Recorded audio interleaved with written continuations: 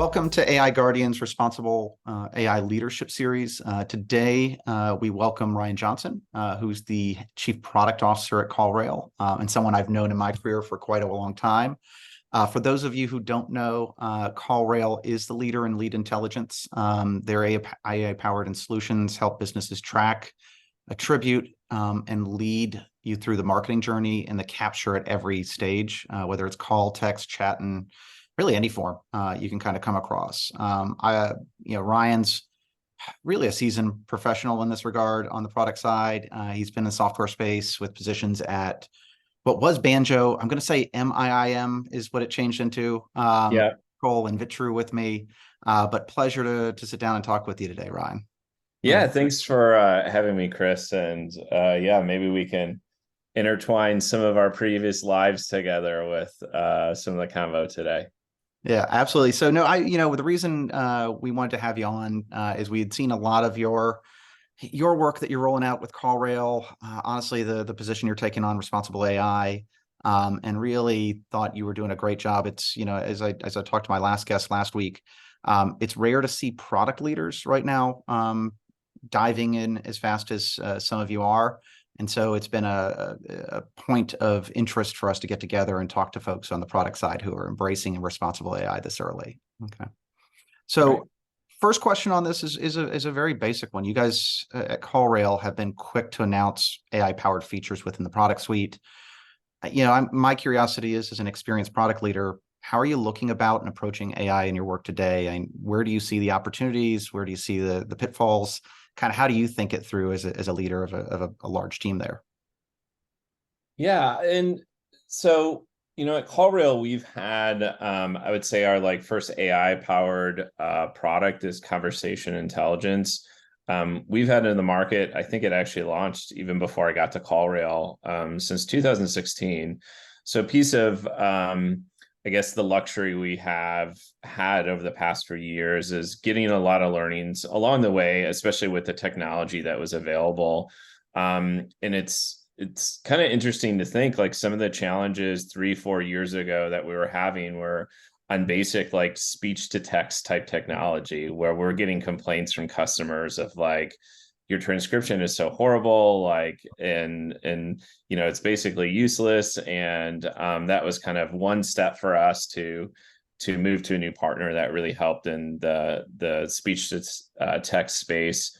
And then because we've had this foundation and learnings and talking to customer, I think it's been very easy for us in many respects to embrace the fast change over the past 12 months and really just start to kind of embed that into existing products, which has been nice. So you're taking things that were, I would say, already good, and then you're making them great almost with a light switch. And it could be things with just the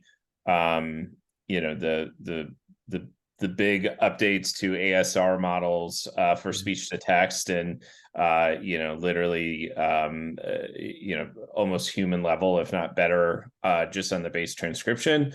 But then all of this, what I would say, intelligence that we really couldn't unlock before at scale. And so really diving deep into what's happening during the conversation. Simple things like, was an appointment actually set on this phone call, and not having to listen to it, or what was the sentiment plus the overall kind of grading of the call and how that went. And so I think our approach from the beginning hasn't been reactive. I know everybody kind of has the elation and it's oh, you got to have some chat GPT or some kind of prompting open, get it on your product. And we've kind of taken a little bit different approach to say, there may be a time and a place to have open prompting for our customers, but because the customers we serve, they rely on us to kind of bridge that gap to value. And so from the product perspective, I want them to, for lack of a better word, click one button or just set it up once, and then they're getting the value of it, versus having to, let's say, prompt to ask a question, what happened during this conversation. And in doing things behind the scenes that they don't even realize that make the results better. So looking at fine tuning and kind of context that we're passing during this stuff that normally they would have to do if they were doing the prompting. So they're just the beneficiaries of better results Again, the example of like an appointment, just asking AI whether an appointment was set, you might get okay results, but then you get much better if you define what an appointment is. An appointment could be a meet or a Zoom, or it could be a date given. And so, my kind of driving force with all this is I want it to have real value. I don't want it to just be vanity. And so I think the approach we've taken is like, let's make what we already have in market the best it can with the best in class technology. And then let's get things out there with like CallRail Labs, which is really like, it's not productized. Yeah. It's like, let's put it in people's hands. They're going to tell us whether it's valuable or not. And then we can figure out how to productize it. So I think that's kind of the other half of the story for us is be relevant, be out there delivering value as fast as possible, but not being so quick to say like, okay, this is a product the way it is today. Like get that feedback. We'll figure out what that looks like, in the coming months. So I think we've had that like applicable, hardened product and then kind of the labs. So we've had those like two halves at CallRail. Yeah, and that makes sense. And that's the exciting part of AI is the from a product perspective is the iteration cycles are so much less. You can get to market Yeah. feedback. So as you guys are running that fast, how do you think about AI governance, responsible AI? How do you try and bring that into the process right now for you? And how do you define that? Yeah. Sure. This is something that dawned on me probably 6 months ago when you and I reconnected a little bit is I kind of woke up honestly one morning and was like, oh my gosh, this stuff is going to permeate every part of our business. And there's really nobody in the company that's looking at it from that perspective. Sure, like IT compliance and security, like they're thinking about it, but like they're not realizing all the applications that us in product are thinking we can do and are excited about, right? And so it was kind of like an overnight type of like, we have to start to build positions on this. It is going to be every part of the organization, whether it's the products we sell or the products that we use internally. And we have to take a stance on that, like how we're whether it's granular to like how we use or don't use, customers' data to the approval process and structure of what products we use internally. And things like to protect us against IP and those types of things that, we may have people internally that were just doing the right thing, curious things, but not understanding the implications it could have on a business during some due diligence thing in the future, whatever that may be. So I think like a lot of us, it certainly was a little bit of a wake up call. And I've been pushing CallRail to make sure that we're thinking about this in the beginning and in the forefront. It's not this afterthought of like, okay, we're going to do all this cool AI stuff with our product. We're going to use it all internally. And then we're going to have like a, oh crap moment. And then, but then we'll go and do all the governance stuff, right? Like, no, let's be proactive. And so we set up a governance committee. We've kind of bootstrapped some of these things. And what's nice is there's, people and companies like yourselves that are coming along to say like, oh yeah, there's a need there too. Let us help the Ryans and the CallRails of the world. To help do this because there's not a lot of information out there, right? You're like starting from scratch a little bit in trying to figure out, how do you manage this in a spreadsheet and what is the approval process and how do you communicate this throughout the organization? So I think it's a really important thing. I think it's kind of exciting because from a product perspective, it was also this opportunity like, wow, I can actually think about this as a company of products, both internal and external, where I think in our world as product leaders, we're always thinking about the stuff we sell, the stuff we build and sell. And this kind of is like, whoa, like I can actually be part of our overall AI strategy, including the products that we use internally, which could be in support or accounting or HR. And how does that fit in to our overall philosophy of kind of AI use? And then certainly how do we govern around that? Yeah, and that's always the hardest thing. Something you said was like, it is really a lot of people doing the right thing and just being curious or excited. And that's the hardest thing, right? You don't want to stifle that along the way.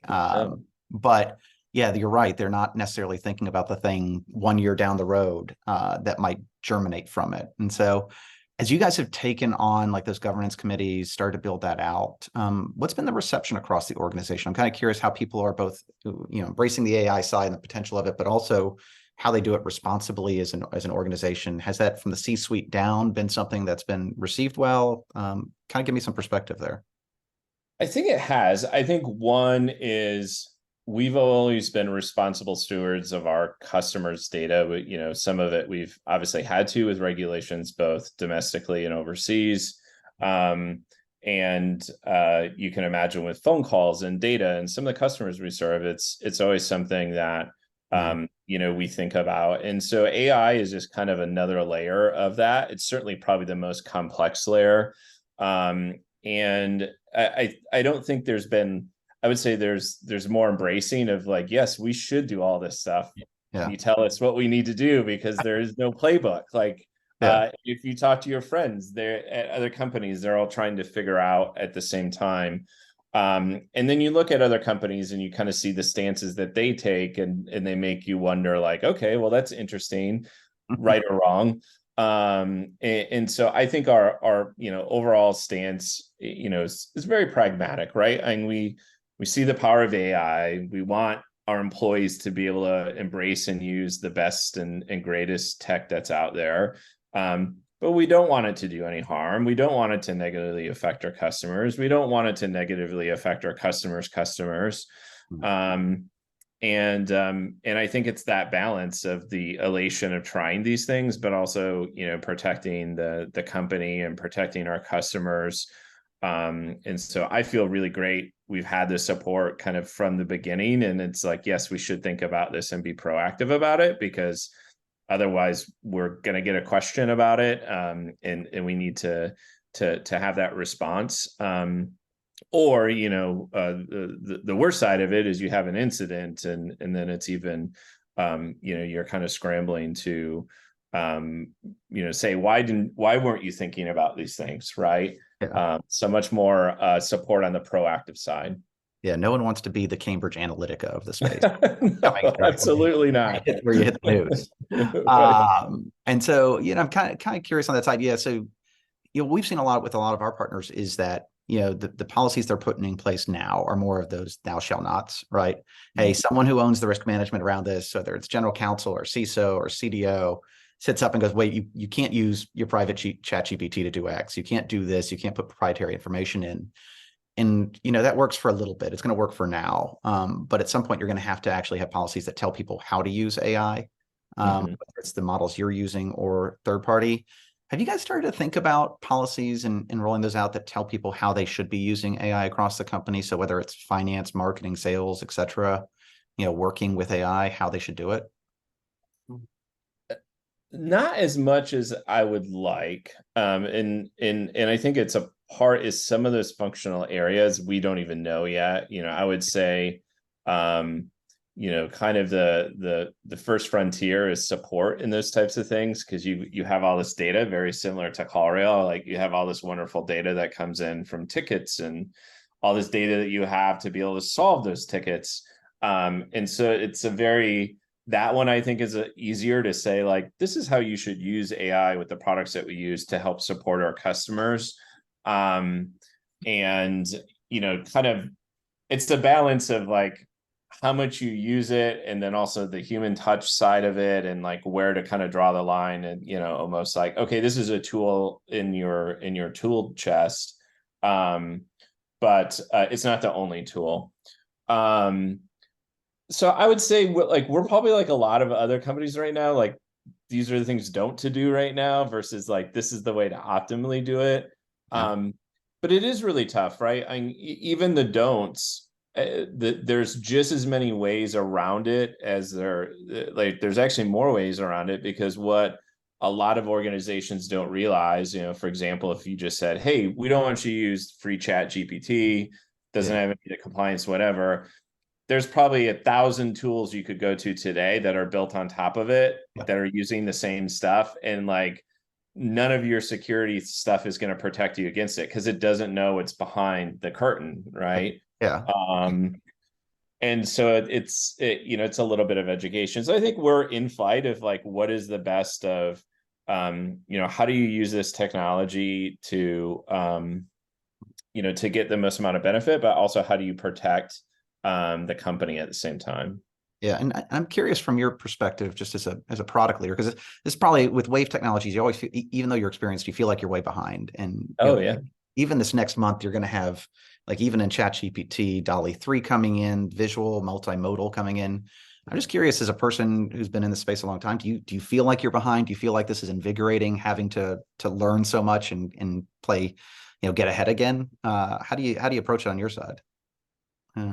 So yes, in some respects, I feel you're probably like me. You read something and you're like, oh my gosh, Yeah. I did not think that was possible, and I'm so behind. Like if somebody's already went and done that, and you're thinking about this stuff in front of you, you feel behind. But then you realize, I think the one thing with AI is there's so much research out of it, right? And so it's a lot of discussion about the art of the possible.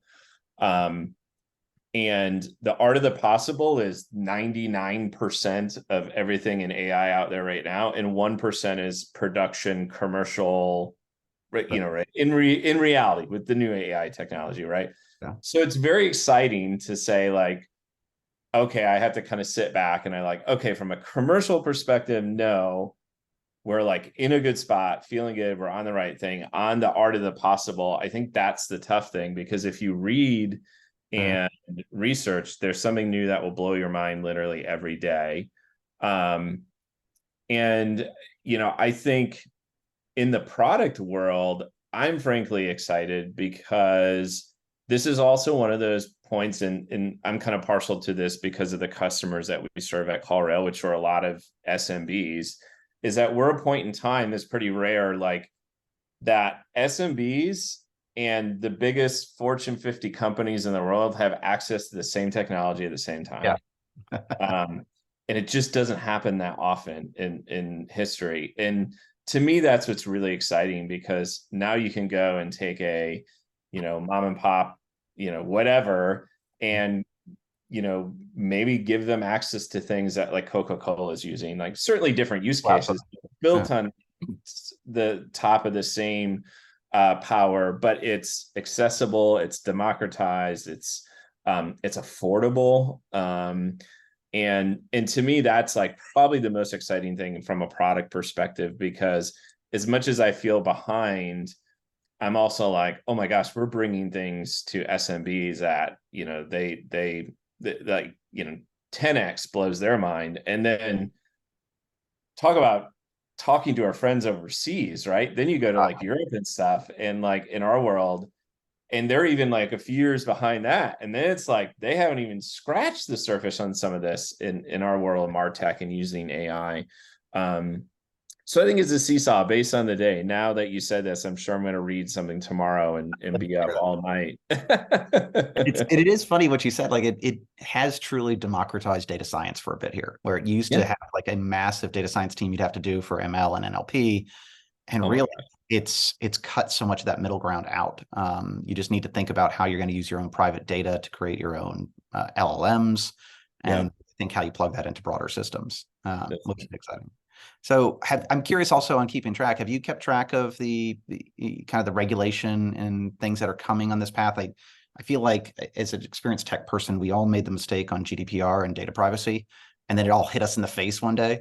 Like Yeah. those there's things moving, EU AI Act, the White House Bill of Rights, etc.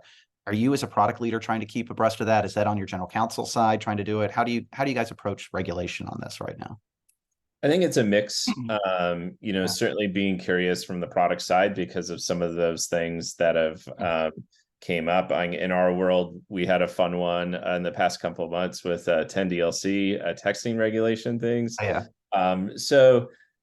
I think a piece of it is you have to be curious as you're building these products and kind of understand where you think the market's going, and then partnering with other folks, whether it's general counsel. For us at CallRail, it's outside counsel plus our director of IT and compliance, and hearing the things that she's hearing out in the market and the conferences that she's going to, and kind of triangulating like what we think, is going to hit first, and just be open and honest about it, right? I think that's the piece, is like making sure you take that information and then putting it in front of the executive leadership and the leadership team and saying like, hey, here are the things that are on the forefront of us. And if we think AI is a big part of our future, which obviously it is, we need to start thinking about this and planning for it now. Whether it's, near term things that we have to react to, or things that we have to invest in long term. But I think it's a number of folks to think about it, including, on the engineering side too, this, CTO or CIO, those types of things. Yeah, and that's the tough one too. I mean, with a lot of regulation, if it's too onerous, you can always step back. But areas like data privacy and consumer data, areas like AI, it's such a big thing that you can't step back regardless of what the regulation is. You have to learn to live within it, which is going to be interesting for a lot of folks here. That's right. So last big question I had was just simply, as an experienced product leader, what advice do you have right now for other product leaders on implementing, strong both AI into what they're doing, but strong AI governance within the organization as they do it? Can you give kind of a few points on what you think are critical there in that regard? Yeah, I kind of split it into two, from the product side, and then maybe a third comment on the governance. So one, with developing new products, and it shouldn't, I don't think this is nothing new, is if you focus on the customer, you usually win, right? Yeah. If you focus on customer need and customer value and what challenges and problems. And so I think that doesn't change as product leaders. And it's difficult because it's very complex, and there's a lot of things that we haven't had to deal with when it comes to customers in this technology, whether it's their fearfulness of it, from, job displacement to, just not trusting it or not believing it. And so I think number one is still always focus on value to customer, and don't let the noise and the elation kind of force you into pushing things out to market that maybe aren't ready, because there could be unintended negative consequences, or it could just fall short, right? And you've kind of lost the mojo around, something that could be more impactful. So I firmly believe, to my core, like that's still the thing we have to do as product leaders: focus on the customer, deliver real value to them, and everything else will come. The second piece of that, I think, as product practitioners, I've thought a lot, and I get questions a lot about like the tools we should or should not be using, or how does it change our role going forward. One is, I think, as good product managers or product leaders, you have to be super curious. So hopefully you already are, and you're playing with this technology every day. But I'm frankly excited because I feel like we're going to be able to reduce cycle time to prove ideas with less dependencies. And I think that's half the battle, right? There's so many things that it's just like, yeah, we're not ready for engineering to build this, or we're not ready for design to design this, or we're not even ready to have the conversation for all three of us to do it. Like, what's an easy way that I can get feedback, or that I can iterate on it with tools that I just never been able to do before? And so I'm frankly excited about that, of kind of the rough draft more in our in our toolkit, without having all these other dependencies, whether it's things like skill set, or whether it's things just based on capacity, like, hey, the team has to meet these deadlines, I can't pull them into a room and pontificate for hours. But it's truly amazing the tools that you can do. So if you're not literally investing in this stuff daily as a product person, like, you will get left behind. The product role is changing, but I think it's changing for the better. It's allowing us to do more of what we enjoy, which is building really great products. And now we have tools to help us really build really great products in a faster, more iterative fashion, and not have all this reliance on being able to understand how to code or how to get data out of something. Like, it's pretty amazing what you can do on your own, some of these stories that you hear.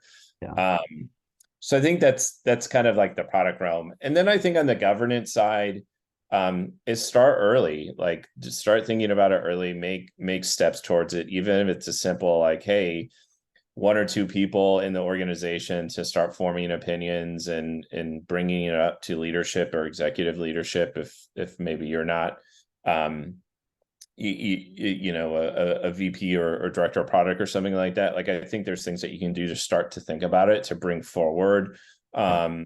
to educate the organization on it. And I think the product leaders can be trusted consultants from that perspective of it, and say internally, like, yes, we think about governance for the products that we build, but we're going to use a lot of these tools internally. Like, let me help you with this too.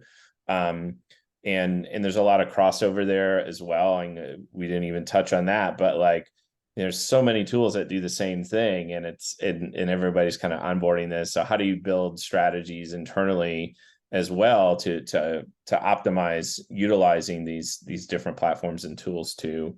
So I'd say, start early, be curious on the governance, bring in other folks. I'm sure there's some opportunity for people cross-functionally in your organization that would love to be a part of this, just because they have a natural interest in AI, and this allows them to be a part of, like, setting the foundation of how the company utilizes AI now and through the future. So yeah, I know that's kind of the three areas that excite me the most, and I think that we as product practitioners and leaders should focus on. Yeah, and on that last point, that's a really good one. And when we talk to a lot of folks who are doing it well, they all come back and say broader governance into AI. It's got to start with a culture across the company, but it takes champions, right? It takes leaders within the organization to build that culture and get others behind them. And so, yeah, governance is always a tough one. It's no one wants to be the one who raised their hand and go, well, what about that thing a year from now that we might have to worry about? But it takes leadership and bravery behind that leadership to be that person and to rally others around it and build it into the culture, so that you have honestly, it's less about slowing down what's going on. It's more about accelerating AI as you move forward. And so you don't have hiccups along the way. So yeah. That's right. And I think it gives people career opportunity to do that, because again, you can't go on the outside and say, hey, I'm just going to hire some, AI governance expert. Like, sure, at some point in the future, we'll have a number of those in probably different roles. But I think it gives people an opportunity as they think about, I personally feel there's just as much opportunity with AI of like new, exciting, different roles. Versus the concern about job displacement on there. And there's so many things that like no one has figured out yet. No one's thinking about it. And I can tell you with our, everybody's day-to-day stuff, like someone can go figure out and help mold that. And I think that's really exciting, a piece of it. And I think governance too it's tough. Like, if you actually take a step back and like review, like, what does governance actually mean? It's not like, I think people jump to like, oh, it's just like the rules and regulations, that stuff. Like, no, it's the framework of how you deploy these things for the positive side, and how you make the company grow, and those types of things with it as well too. And so I think a piece of it is getting people's fear over the term governance, when it's much broader in this sense, with many different facets. Yeah. Sometimes it's funny because I've seen that same reaction. Sometimes I wish we just called it, common sense. It's a common sense framework. Like, these are the things you should definitely be doing if you're trying to do something in this realm. Just That's like right. a pilot has a checklist before the plane takes off, and it's the basics. You do the same. Right. And if you're going to do it a bunch of time, like have documentation around it, and have a process around it, and have a framework around it. So yeah, I think I think we get spun around the axle a little bit with that. But and I think with AI too, I mean, it's just, it's trying to eat the elephant in one bite, right? It's like, I think that's the other piece of it, is like, oh my gosh, there's so many different things to deal with it, whether it's the model itself or the data and the model, and XYZ. So I think that kind of builds on each other too, with some of the sentiment when we talk about governance. No, absolutely. Well, we are at our time, but Ryan, I really want to say thank you for taking the time, and honestly, your leadership on this subject. It's really important that we have product leaders leaning in on this. But thank you very, very much for the time, and hope to talk to you again soon. Yeah, sounds great. Thanks for having me, Chris. All right. Thanks, Rod.